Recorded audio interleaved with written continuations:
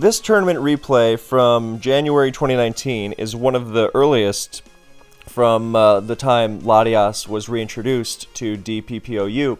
And that is very relevant because the way you're going to see Latias play in this game on the side of Liberty 32, aka Roscoe, is reminiscent of Latias's time in OU when Gen 4 was the current gen. So it makes sense that when you get this Pokemon that was in the tier before, you're mostly going to gravitate to that which got it banned in the first place, right? So what got Latias banned in the first place? Well, it was the Choice Spec set. And the basic idea was that it would A, be overwhelming with spikes, but B, even if there were no spikes, then it would just bombard you over and over and over unless you pursued it. Now, the metagame had changed a lot by the time Latias was argued for reintroduction. You know, there were lots of really good arguments made. I made a lot of them. I agreed with them. That, when Gen 4 was the current gen, then players weren't really making the most out of all their tools to handle Latias.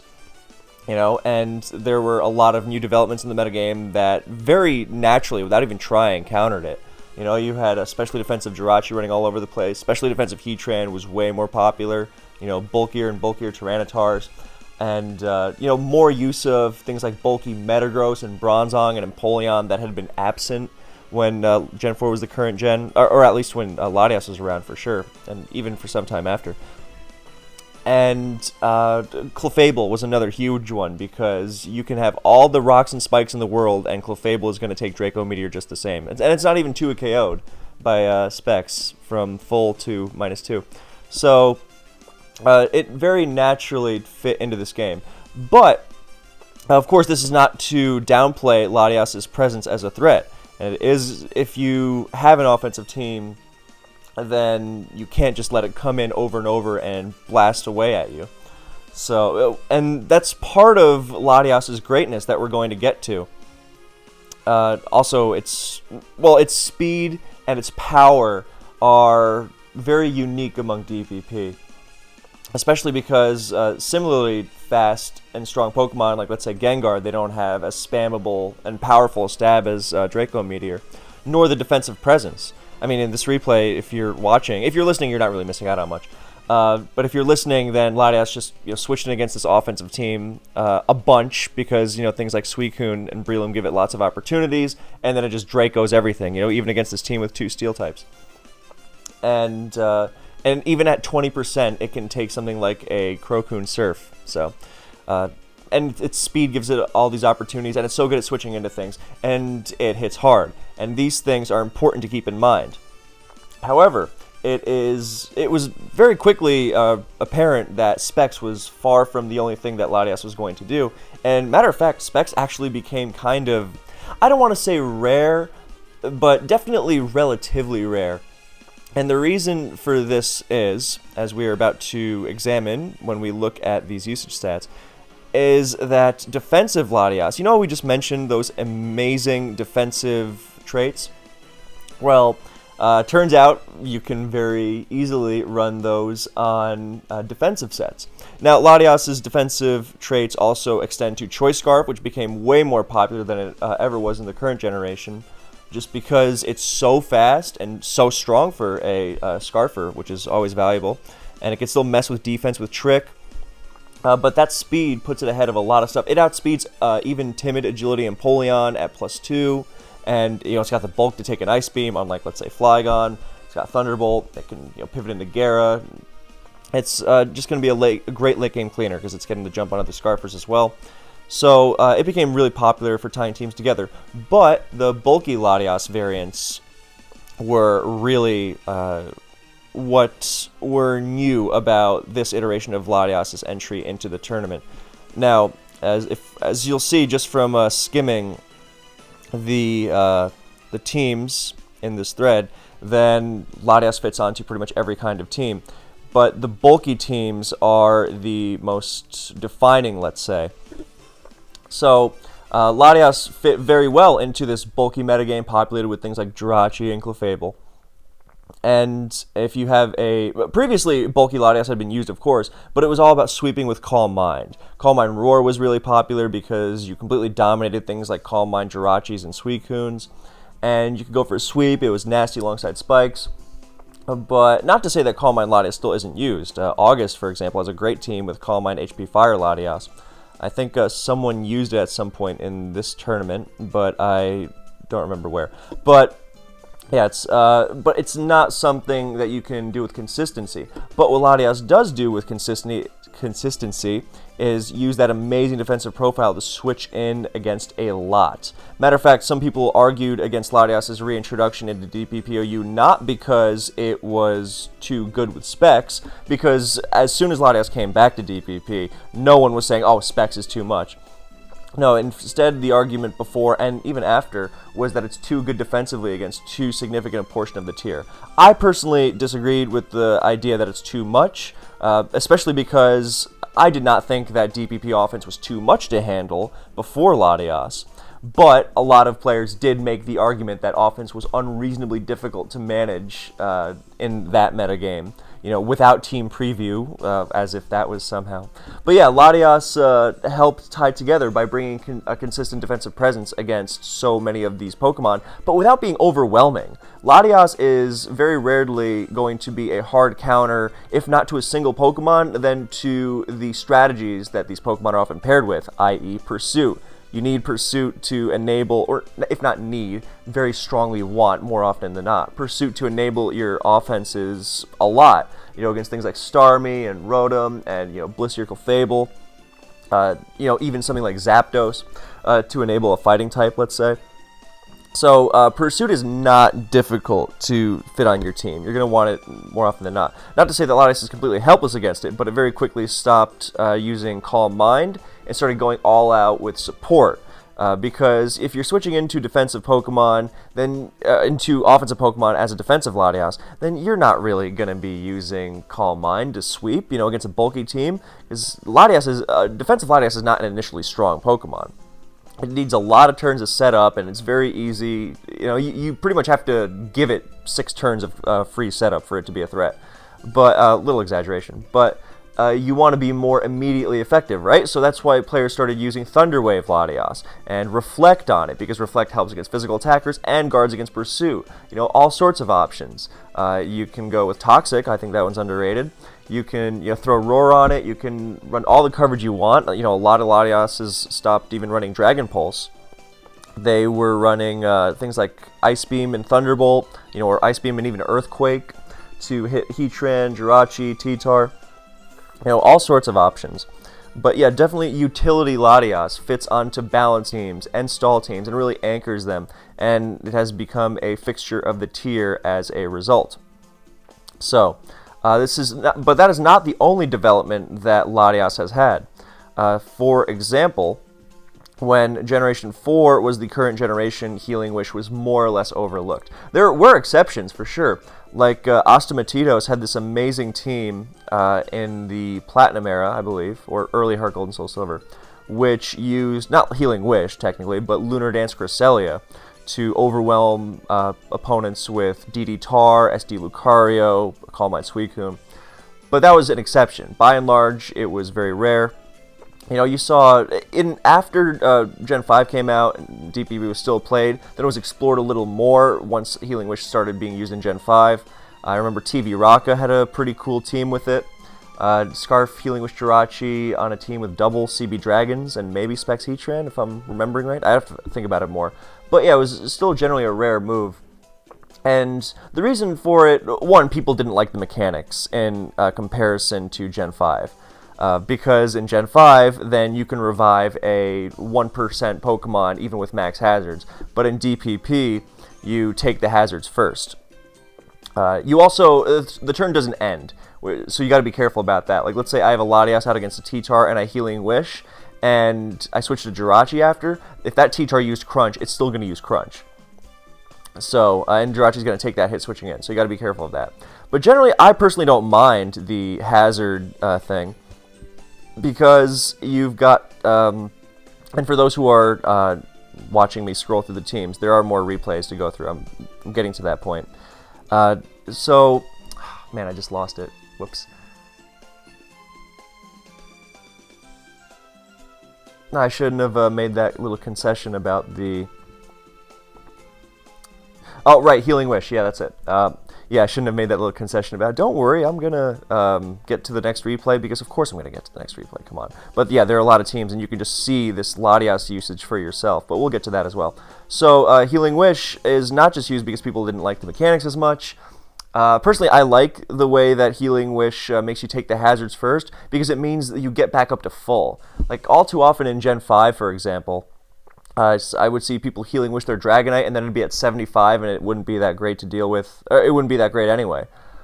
But then with Gen 4, for example, if you Healing Wish to a Gyarados and you get it back up to full, then being at full health is way different than a Gyarados at 75. So it's just a little bit of a different thing. But there's also the fact that the Healing Wish users were not that spammable, let's say.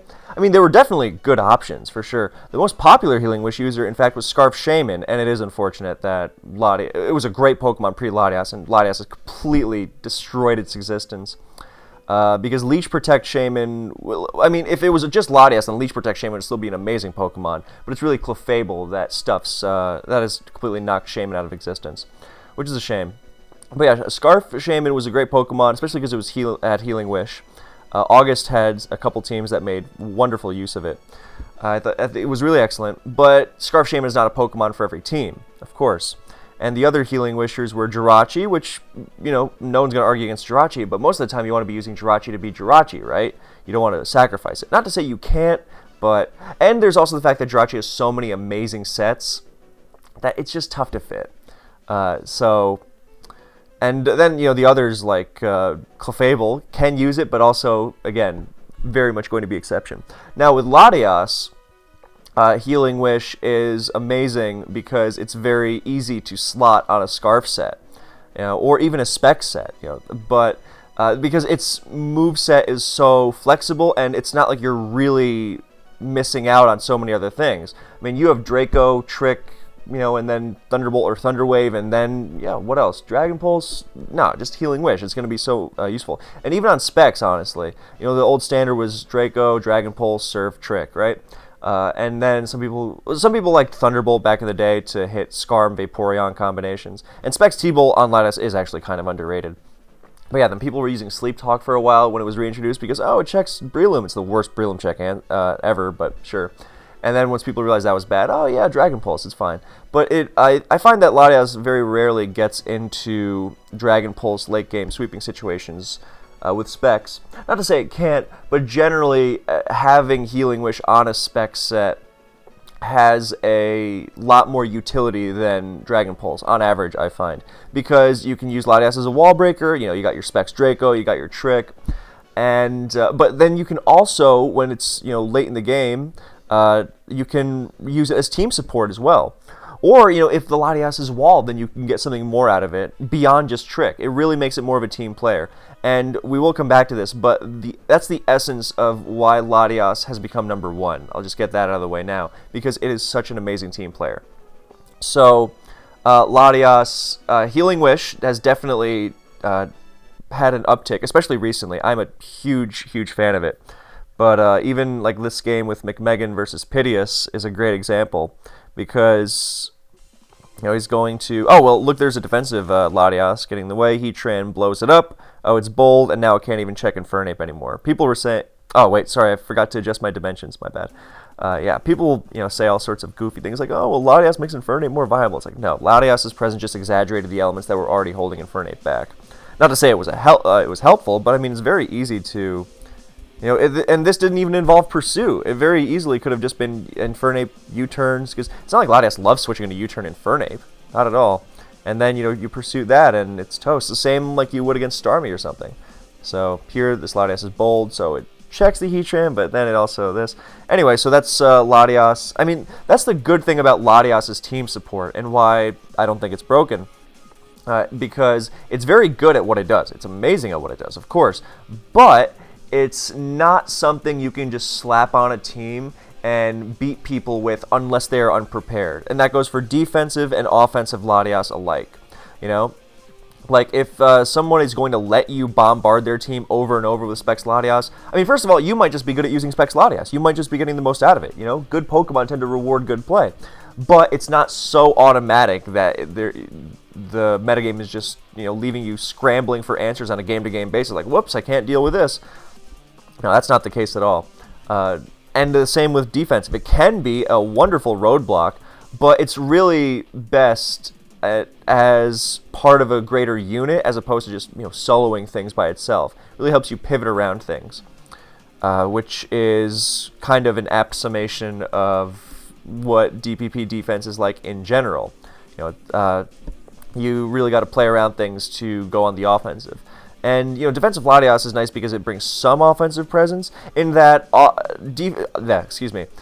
defensive Latias forces offensive teams to contend with its status and the fact that it's kind of fast and it can actually hit decently, but not to unreasonable amounts, you know. So, yeah, and we're getting to the point in this game where the Latias healing wishes, and look, the Infernape takes the hazards first. It even works better with T-Spikes. Look, it's now healed off the entire thing. Now, this replay in particular goes badly because close combat doesn't kill the Nidoqueen, and instead of the fire move being used, and then, you know, extra sand and, oh, I skipped over it. Extra sand and then Poison Point goes off. But I mean, if the fire move was used and Poison Point didn't activate, and then, you know, protect and everything, then this Infernape was just winning the game, or coming very close to it. See, because this T-target's Mach Punched, and now the Infernape is, you know, going to get protected on, so it has to switch. But you see the idea, and that kind of dynamic has been very present. I've been a huge fan of Healing Wish Latias. I think Trick and Healing Wish together are just such amazing, an amazing combination of traits. And because it makes it good against defense. But again, you can't just blindly spam it against defense. It has to be very measured. First of all, the defensive team has to be unable to absorb Trick, but of course that is a lot of such teams. You know, they tend to go without a Trick Absorber these days, and Latias really makes them rue that. I mean, it's not going to be breaking Jirachi or Clefable or anything on its own, but that Trick is going to go a long way. It forces them in very nicely by scaring out things like Gliscor and Hippo, and then you Healing Wish back to a Gyarados or something. It's really good. But if they do have something like a Scarf Tar, or if they have, you know, a good game sense of when to absorb your Trick/Draco with Scarf Magnezone to protect their other things, then, you know, you have to play around that. You have to be aware of that. But it's nothing unmanageable. So that's why I think it's at such a balanced place in the metagame. But yeah, the Trick Healing Wish combo is really excellent. So then the other so the adaptation since Latias has been back in DPP was making defensive stuff more, or really using all-out utility defensive sets as opposed to Calm Mind, and then using Healing Wish more, and finally using it even on hyper offense, because again with the reintroduction of DPP Latias, then you're thinking, okay, well, what got it broken? What got it broken? What got it banned? Choice specs, right? And where do those choice specs sets get used? Now, they can be used on any kind of team, pretty much. But by and large, it was on semi-stall stuff, right? Teams that look very similar to today. Skarmory, Scarf T-Tar, Jirachi, Rotom, all sorts of things like that. You go back into the RMT archive on Smogon and you find a million of those. And so yeah, you can throw it on those alongside Spikes. You know, that first replay, that was T-Spikes offense, which is, you know, somewhat similar. But you generally think of Latias as, oh, bulky offense, semi-stall, stall. It's going to fit on those things, right? Because even on pure stall teams, Latias was being used way back when they were anchored by Fortress and Rest Gara, things like that. And Blissey instead of Clef. So that was, you know, even back to Zach 91's original Superman, you know, he was way ahead of the curve. It was Bronzong, Skarm, Gliscor, Rotom, Latias, Blissey, because Clefable wasn't used then. But, you know, that's identical to those, you know, 6 Spike Immune teams that get used now, but with Clef over Bliss. But, you know, that was Calm Mind HP Fire. But, anyway, point being, Latias was used on teams that like to switch around, right? You think, oh, well, these teams, they need resistances, they need speed, they need bulk to go alongside their offensive power, especially in the cases of the bulky offensive teams and more aggressive semi-stall teams, which are, balanced teams, but, with more aggressive approaches, like Scarf Rotom, Specs Latias, Scarf T-Tar, Calm Mind Jirachi, the finishers like that, right? Or just fast options, aggressive options. So, nowadays you might see mixed Flygon on such teams. But where you wouldn't see Latias was on hyper offense.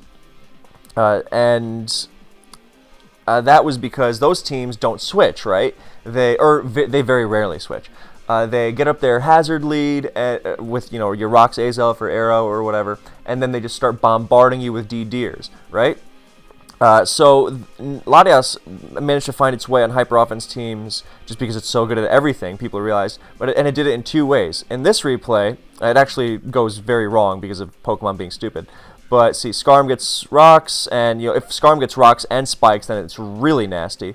But what happens after is that this Latias, ignore the fact that it immediately gets paralyzed by T-Bolt, because that's so stupid. But this team, Siri, is Excal. This team of... Doesn't it get, Parrot or something, too? Oh, it does. That's so awful, because that T-Tar... The whole point is that Calm Mind Life Orb Latias with hazards and early offensive momentum is an amazing wall breaker. It hits incredibly hard. And that was never used when DPP was the current gen. Yeah, so this is one way it adapted. I know my buddy Jirachi, Jirachi with two E's at the end, not an I. He's a user, not the Pokemon. He has a bunch of teams like this, which use aggressive, Calm Mind, Life Orb Latias for early game wall breaking.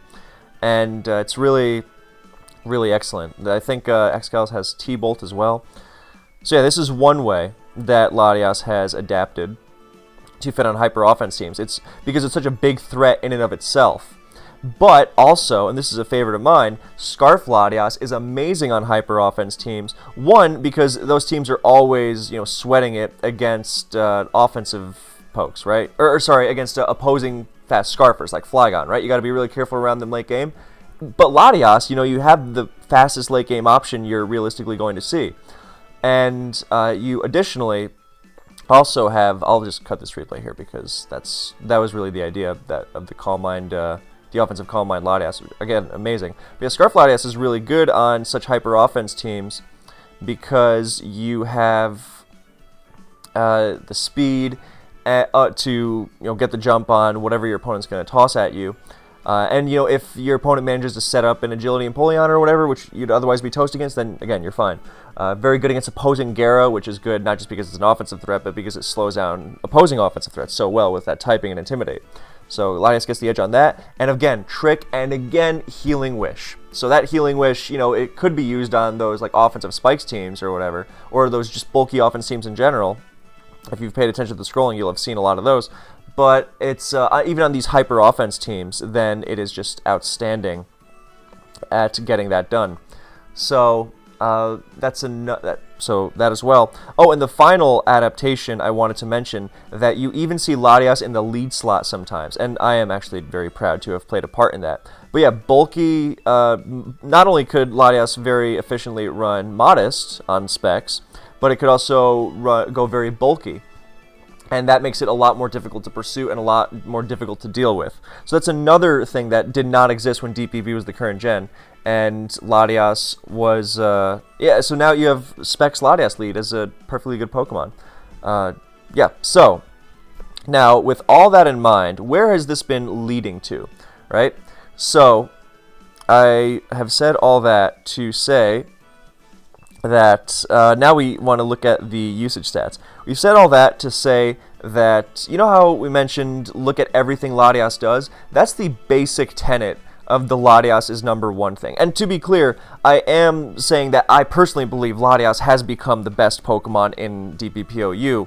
But if nothing else, again, I don't think usage stats make any sort of argument in and of themselves. I have an entire video dedicated to it. Well, it's a win rate specifically that I don't believe in. But I do think they're an interesting place to start. And I think that Latias being number one in usage by a significant amount, too. Okay, not statistically significant, maybe, but it's, if for any stats majors out there. but it was used quite a bit more than the number 2 Pokemon. And I think that is telling because for several reasons. Number 1, when Latias came back to DPP, one of the arguments for it was, dude, it's not even going to be the best Pokemon in the tier. It's going to be like, top 5, probably top 3, but it's never going to outdo Latias it's never going to outdo Latias. It's never going to do Jirachi and T-Tar, who, are really good, and they have been really good for all these years. They've been the top 2, and they, beat it, right? Or, in a nutshell, they beat it. Obviously, they both have ways around each other, of course. That's the dynamic of Pokemon, but it's the general idea, right? So, for Latias to eclipse both of them is telling of just how much it anchors a team. Number 2, when you've got, when you're talking about number 1 Pokemon in DPP, most people think Jirachi, right? Bandit, because Iron Head, all that stuff.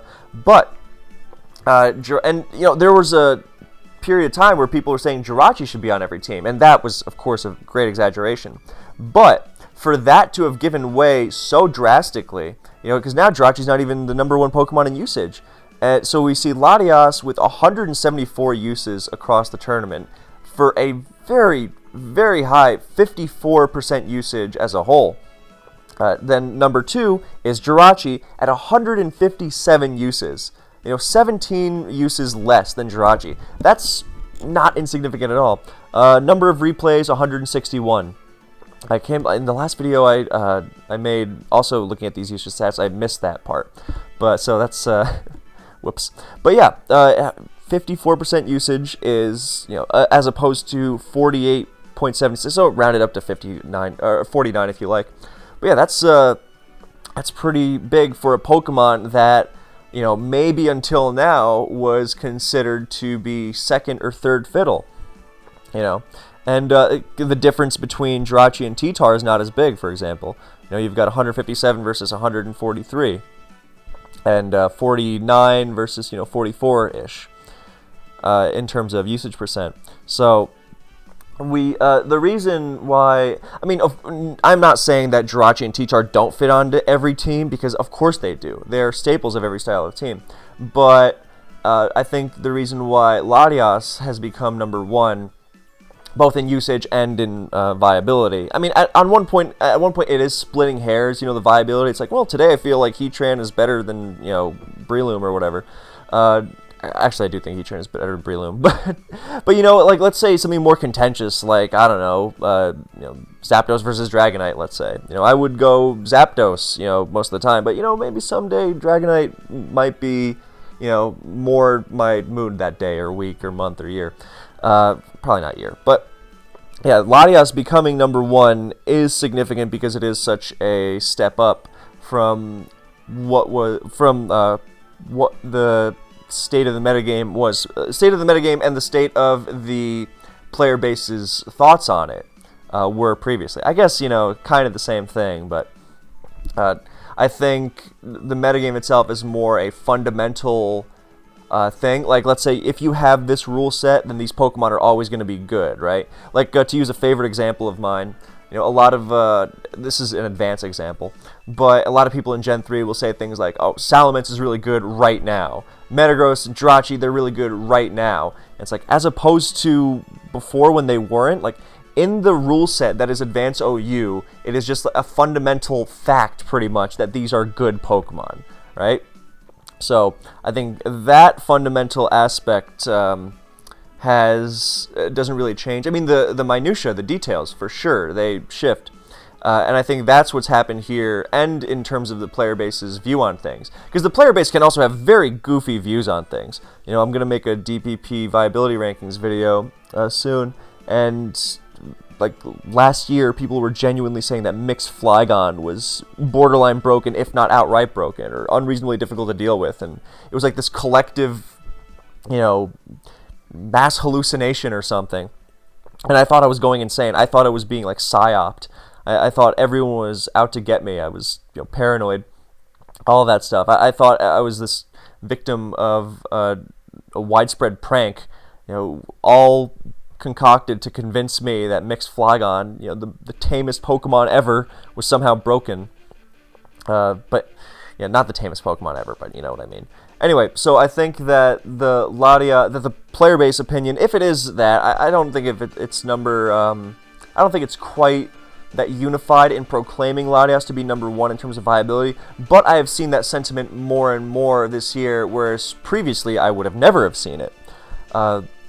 And, you know, even players who didn't want Latias back in the tier, they were more afraid that they would make Jirachi and T-Tar, especially Jirachi, that they would make them number one even more. You know, they were like, oh, Jirachi will be even better with Latias in the tier. What are you doing? You know, which I thought was a goofy argument on a number of levels, but not even getting into that. But that hasn't even been the case. And this year I've even seen T-Tar number one opinions for the first time in many, many years. That used to be quite common, but now, not so much, ever since Jirachi started ironheading everything with renewed laser focus and precision. But yeah, Latias has eclipsed them both, and I think that's partially, you know, a player-based thing, but it's... Because sometimes, most of the time, you know, goofy moments aside, the player base does see what's going on in the metagame well, right? Like, even that mixed Flygon thing, which I, you know, like to rip on them for, that was a... reflective of the realization that mixed Flygon was in fact really good and worthy of being used more than it was. You know, broken, that was a kooky exaggeration, but the realization, oh, I mean, everyone knew it was good, but people were like, oh, it's really good. Like, yes, it is. So I think this Latias thing is in a similar boat, where everyone is realizing just how much it brings to every kind of team. And I think Healing Wish has a lot to do with that, because Healing Wish, all things considered, is actually quite underexplored in DPP, because, you know, the mechanics are weird from every other gen. But I think it brings a lot. You know, people kind of forget that Latias tricks a lot of the time, you know, and it gets so much done on every style of team. You know, there really is not a single style of team that cannot fit a Latias in. Now, I wouldn't go so far as to say that every team is improved with a Latias, or every team needs Latias. Nothing of the sort. But Latias does really consistently pull its weight with a variety of sets that, and, you know, it fits on it really does fit on every kind of team incredibly well. And I guess that's why it's number one, and the usage is reflective of that, because it's not that, you know, it's so broken that it needs to be used or whatever, but just that it's so easy to tie teams together with it. And the Jirachi thing, in particular, there are some Pokemon that really contend for Jirachi's slot on all sorts of teams. Not that Jirachi is completely replaceable, but in a sense, Latias is so unique as to be much more difficult to truly replace. Like, when Latias was banned for the first time, people tried to replace it with Starmie a lot of the time, because their typings are vaguely similar. And, you know, it was a good change. Starmie's a great Pokemon, of course, but it's not quite the same as doing everything that Latias does. And so, for everything Latias offers that is so valuable and unique, you have the new number one Pokemon in DPP. I think that's pretty much everything. So, yeah, there's just... I mean, and people are still experimenting with Latias and getting so much great use out of it. Like, ZF made this post. Let me see if I can find it, actually. He, like, some people messed around with, like, Sucker Punch Latias, which is really funny. But his idea was just mixed Latias to lure in and mess up Clefable. Actually, you know, let's... Was it in... No, I think it was, yeah, ZF made this DPP OU team's thread.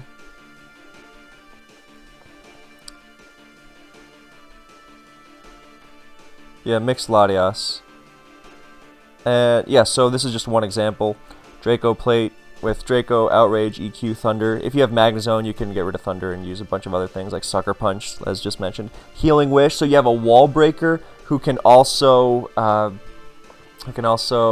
support your teammates. That's insane, you know. And you can also run Life Orb on it. You can run all sorts of EVs and stuff. So yeah, that's just yet another example of the endless list of what Latias can do. And I'm sure, you know, there's even more things it can do. Like, we don't see nearly enough Wish Latias, in my opinion, on bulky stuff. I think it's a great move to have on these kinds of bulky teams to fortify your defenses repeatedly. And yeah.